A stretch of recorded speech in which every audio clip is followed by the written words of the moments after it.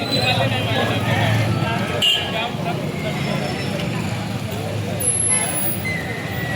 परिषदेचे जिल्हाध्यक्ष अमित ढोबळे आपल्या इथे उपस्थित आहेत. ते सुद्धा तुमच्याशी बोलतील, कारण हे प्रॉपर राळेगाव जे आहे ते सुद्धा तुमच्यासमोर सांगतील. आणि आपल्या इथे काही पीडित महिलांचे नातेवाईक म्हणजे मुलींचे नातेवाईक समोर येत नाही असं भाजपाच्या लोकांचं म्हणणं होतं. जिल्हाध्यक्ष यांनी 34 मुली आमच्या बेपत्ता असल्याचा त्यांनी दावा केला. त्या दाव्यात आमच्या मुली कुठं बेपत्ता झालेल्या नाही. आम्ही पोलीस अधीक्षक साहेबाकडून आमची चौकशी झालेली आहे, परंतु त्यामध्ये आदिवासी विकास मंत्र्यांनी त्यांना उलट पाठिंबा दिला. मला तर असं वाटते की प्रफुल्ल चव्हाण यांनी आदिवासी विकास मंत्र्याचा राजीनामा मागायला पाहिजे होतं. खरं तर आता ते BJPचे असल्यामुळे ते आता एकत्र झाले, म्हणून आम्ही दिनांक 28 तारखेला आमचे राष्ट्रीय अध्यक्ष लकीभाऊ जाधव यांच्या नेतृत्वात आम्ही यवतमाळला 28 एप्रिलला आम्ही मोठ्या संख्येने धडक दिली.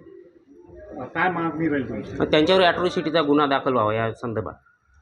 काय नाव तुमचं? अमित सूर्यवान ढोबळे.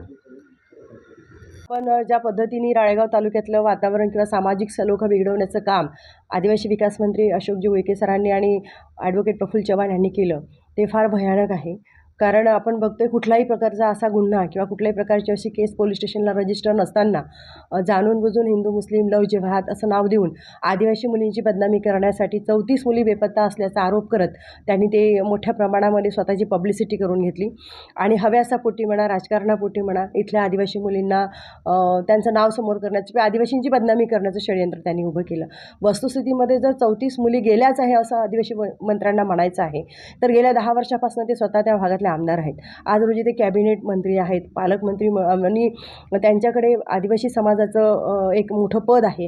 असं असताना त्यांनी त्या पदाचा राजीनामा द्यायला पाहिजे. एकतर तुमच्या मतदारसंघामध्ये तुमच्या 34 मुली गहाळ झाल्याचे तुम्ही आरोप करता, दुसरीकडे त्याचे कुठलेही पुरावे नसताना त्याची स्टंटबाजी करून समाजामध्ये सामाजिक सलोखा बिघडवता, वातावरण तंग करता. राळेगाव तालुक्यामध्ये त्यांनी रस्त्यावर येऊन टायर जाळले, दुकानं बंद केली, सामाजिक ट्रान्सपोर्ट बंद केलं. सर्वसामान्य लोकांच्या मनात दहशतीचं वातावरण जर सत्ताधारी पक्ष निर्माण करत असेल तर सत्ताधारी पक्षाची काय भूमिका असली पाहिजे? एकतर तुम्ही प्रशासनाकडनं माहिती घेऊन बोला. पोलीस प्रशासन वेगळं बोलतं, भाजपा वेगळं बोलते. आणि हे राजकारण जर यांना करायचं असेल तर या जनतेची आणि आदिवासी महिलांची मोठ्या प्रमाणात बदनामी झाली. उद्या राळेगाव तालुक्यातल्या आदिवासी मुलींचे लग्न जुळण्याचे प्रॉब्लेम निर्माण होतील. आणि जर तुम्हाला सत्यता सांगायची होती तर तुम्ही पुराव्यानिशी मीडियासमोर किंवा पोलीस स्टेशनला जायला पाहिजे होतं. SP तुमचे, पोलीस डिपार्टमेंट तुमचं, गृह खातं तुमच्याकडे आहे आणि गृह खात्याचे मंत्री माननीय देवेंद्र फडणवीस साहेबांसोबत उईके साहेबांचं खूप जवळचं नातं आहे. असं असताना यांनी या भागामध्ये अशा पद्धतीने मुलींचं शोषण होतं आहे, तर मग पोलीस प्रशासनावर कारवाई का केली नाही? आणि पोलीस प्रशासन सांगतं की आमच्याकडे एकही तक्रार नाही. असं असताना तुम्ही आदिवासीची बदनामी करता. मुळात हिंदू मुस्लिम असा तुम्हाला डाव आखायचा आहे. पूर्ण महाराष्ट्रामध्ये दंगली पेटवायच्या आहेत, पूर्ण महाराष्ट्रामध्ये भीतीचं वातावरण निर्माण करायचं आहे. निवडणुकीच्या पूर्वी किंवा निवडणुकी संपल्यानंतरही तुमचा हिंदू मुस्लिम अजेंडा कायम राहतो. आणि या प्रकरणामध्ये आदिवासींच्या मुली होत्या, हिंदूंच्याही मुली नव्हत्या. आदिवासींना एक स्वतंत्र धर्म म्हणून आपल्या संविधानाने मान्यता दिलेली आहे. आदिवासींचं स्वतंत्र कल्चर आहे, आदिवासींची स्वतंत्र अशी पद्धत आहे जगण्याची. आणि आदिवासी मुलींना तुम्ही हिंदू मुली म्हणून लोकांसमोर प्रेझेंट केलं. बरं, त्या मुली अस्तित्वात नाही आहेत. तुम्ही 34 मुलींची जी तक्रार सांगता त्या पण मुली नाही आहेत. मग अशा पद्धतीने जिथे गरज नसताना तिथे तुम्ही मोठ्या प्रमाणात पब्लिसिटी करण्यासाठी, मोठं होण्यासाठी खोटा आणला, खोट्या पद्धतीनं आदिवासी समाजाच्या मुलींची बदनामी केली.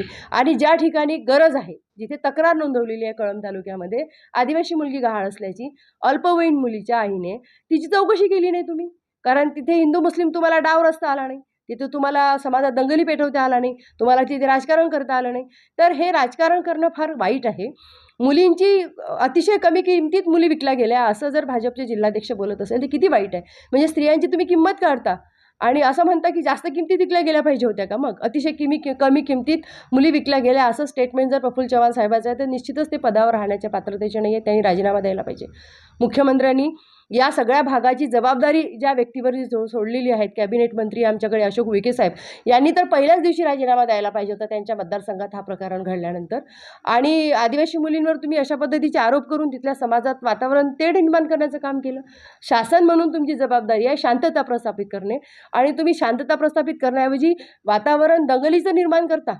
म्हणजे तुम्ही शासनकर्ते आहात की तुम्ही दंगल निर्माण करण्यासाठी शासनामध्ये आलेले आहात, समाजामधला सलोखा बिघडण्यासाठी शासनात आले आहात, असा माझा आरोप आहे. आणि हे सत्य आहे. यांनी दोघांनी राजीनामा द्यायला पाहिजे. देवेंद्र फडणवीस साहेबांनी गृहमंत्री खात्याचा राजीनामा द्यायला पाहिजे. आदिवासी मंत्र्यांनी सुद्धा त्यांच्या पदाचा राजीनामा द्यायला पाहिजे. इथले पालकमंत्री त्यांनी आजपर्यंत एक स्टेटमेंट दिलेलं नाही आहे. तुम्ही जबाबदार आहात. महिलांच्या बाबतीत तुझ्या जिल्ह्यामध्ये शोषणाचे प्रकार वाढले असं म्हणता, तर तुमची जबाबदारी आहे पालकमंत्री म्हणून तुम्ही सुद्धा या मुद्द्यावरती चौकशी करायला पाहिजे, स्टेटमेंट द्यायला पाहिजे जबाबदार नागरिक म्हणून.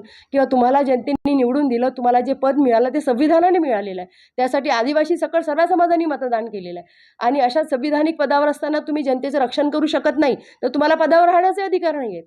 आणि म्हणून आमचं असं म्हणणं आहे की हा स्टंट आहे. आणि हा स्टंट पूर्ण महाराष्ट्रामध्ये यांनी पसरवला. लव जेहाद पसरवलं, हिंदू मुस्लिमचे नारे दिले, गावामध्ये दंगली निर्माण करण्याचं काम केलं. हे फार चुकीचं आहे. असं कुठल्याही भाजपानी म्हणा किंवा कुठल्याही सत्तेत आलेल्या व्यक्तींनी सद्विवेकबुद्धीने राजकारण करावं. आपल्या हपापलेल्या राजकारणापोटी सर्वसामान्य जनतेचा बळी देऊ नये, लोकांना वेशीवर टांगू नये, वातावरण खराब करू नये, शांतता प्रस्थापित करावी, असं आम्ही या मुद्द्याच्या माध्यमातून बोलतोय. माझ्यासोबत उपस्थित आहेत